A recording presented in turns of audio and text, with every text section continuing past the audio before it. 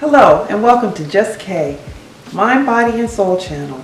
To all of my subscribers, thank you for joining me again. I love you and I appreciate you. If you're new here, consider clicking on that subscribe button and the notification bell so you get all of our videos. Do you know anybody else who's picking up our vibe? Click that share button and send them the video as well. We've been talking about numbers through degrees. We took that into deacons, into astrology, and talking about the mysticism of numbers. And I said I was going to tie all of that in with some medical astrology, and that's what we're going to do in these next few videos. We already know that astrology has its roots way back since our ancestors prior to the Egyptians, and that goes for the same as medicine. Astrologers assigned energies to the zodiac signs and to certain body parts to the planets to rule over organs. In 384 BC, Aristotle aided the development of medical astrology by theorizing that the world here in the sublunary, or under the orbit of the moon, is determined by the celestial bodies, or the stars and planets, which are guiding divine energies and influences. In the 17th century, an English botanist and herbalist named Culpeper developed a medical technique called the decumbiture chart. In Latin, decumbiture means to lie or fall down. Using this chart, it was based on the moment a patient fell ill, and what was going on in the stars at that time would give him the judgment to diagnose, prognose, and to treat the patient using herbal remedies and treatments. And around 1652, he published his periodical, Culpeper's Complete Herbal, which paired plants and diseases with planetary influences. Culpeper's beliefs were the vital part of the spirit has residence in the heart and is dispersed from the heart by the arteries. And this is grounded by the influence of the sun. So the heart is to the body as the sun is to creation. And the sun gives light and life and motion to the creation, and it is called the correlate, as the heart gives the same to the body, and it's called the soul corpus, as they are similar. So they're both the same, either to the good or the bad, just like Saturn and Mars. Culpeper believed the liver was governed by Jupiter, which nourished the body by the veins, and illness was caused by 4 different types of things: humors, blood, choler, phlegm, or melancholy. He had a chart that designated plants and body parts. So Mercury and Uranus took over the brains and the nerves. Mercury also alone took care of the respiratory system. The sun, as we just discussed, is the heart. Mars handled the arteries, muscles, teeth, and nails. Venus handled the kidneys and the digestive system. Jupiter took care of the liver. Venus and Mars took care of reproduction, while Neptune and Uranus handled the endocrine system, and Pluto handled a man's testicles. In modern astrology, the modalities are considered in medical astrology as well. Cardinal, that gets things started. So Capricorn, Libra, Cancer, and Aries. These signs begin every season. Capricorn starts winter, Libra starts fall, Aries starts spring, and Cancer starts the summer season. The fixed modalities are the modalities that kind of stick to the plan. So Aquarius, Scorpio, Leo, and Taurus, they all fall in the middle of the season, in between seasons. They're the stabilizers. Our mutable modalities, they work out the details. Pisces, Sagittarius, Virgo, and Gemini, they're the zodiac signs that fall at the end of a season and are usually responsible for learning the lessons that had to be learned of the season. But the 4 elements play a role too. So fire, hot and purifying. Fire helps rule the digestive system and is the cause of fever in the body, to rid the body of toxins and bacteria. While fire is weak, a weak element in your chart, it can indicate that you have a weak digestion and are prone to fevers. But if you have too much fire element in your chart, you probably burn out easily and are quickly dehydrated. Water is a nurturing and protective element. If you think about water, every time we think about it, we think nurturing and protection, whether we're talking about the Orishas or astrology.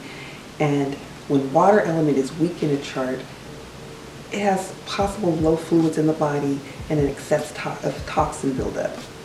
Where if you have too strong water element, that lean towards mucus formation and maybe emotional conditions.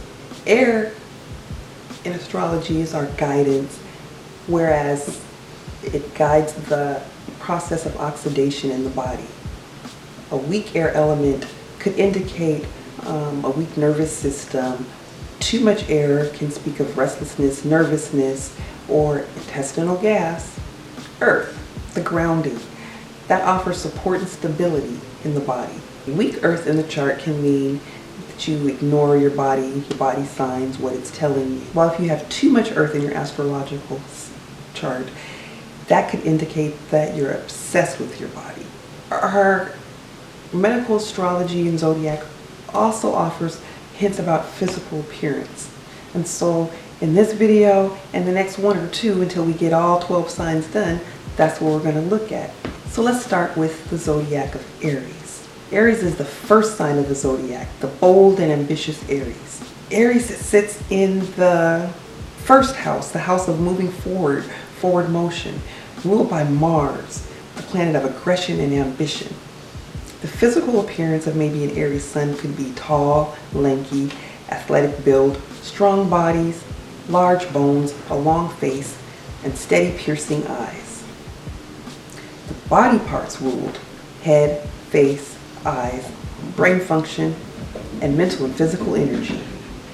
Now let's talk about diseases for Aries. Aries often use their energies in excess, causing nervousness, mental stress, and they can be known for violent outbursts of anger. Aries tend to be prone to headaches, fevers, neuralgia, eye troubles, accidents and injuries, and inflammation. The second sign in the zodiac, Taurus, the sign of material possession, which lives in the second house of security and money and self-worth. 2 is an emotionally sensitive number, the healer, and Taurus is ruled by Venus, the planet of love and beauty. What are the physical attributes of a Taurus? They could be plump or thin, but they're sturdy, with careful considered steps and a solid presence. They can have thick legs and thighs, clear skin, but a Taurus usually has large feet as well. The body parts for the Taurus is the throat, the neck, the vocal cords, skin, and sexually transmitted diseases is ruled by the Taurus as well. Diseases that Taurus have to watch out for, aside from STDs, they tend towards overindulgence and comfort and brooding over issues longer than normal. So they're prone to diseases that attack the throat in particular, and it's something that a Taurus should be really cautious of. True story, my sister had who's a Taurus, had throat problems for all of our childhood and ended up having to get her tonsils out. Gemini, the intellectual, the twin, the third sign of the zodiac, living in the third house of communication. 3 is a number of self-expression, and Gemini is ruled by Mercury, the communication planet. So the physical appearance of a Gemini, they can be tall, they're usually slim, they stand straight, with long arms and legs. They're animated in their speech. They tend to look younger than their stated age, and they're light on their feet. The ruling body parts of a Gemini are arms, lungs, hands, nervous system. The things that a Gemini needs to watch out for, because they're restless with nervous reactions, they should watch out for digestive diseases, lung issues, speech issues, breathing trouble, and anxiety attacks. Cancer. The intuitive and adaptable Cancer is the 4th sign in the zodiac, living in the 4th house of family, home, and roots. Cancer is ruled by the moon. It's part of which is our inner emotions, while the number 4 is a builder number. The physical appearance of a Cancer, usually large head, prominent brows, high cheekbones, baby faces, usually top heavy, and very expressive features. Ruling body parts for a Cancer are breast, stomach, diaphragm, nutrition, and the upper part of the liver. The diseases a Cancer should watch for: they generally suffer from emotional and mental irritants, colds, pneumonia, breast-related diseases, uterine diseases, and digestive and eating disorders. What do the other signs have in store for us? Stay tuned for the next video, and we're going to get into some more signs.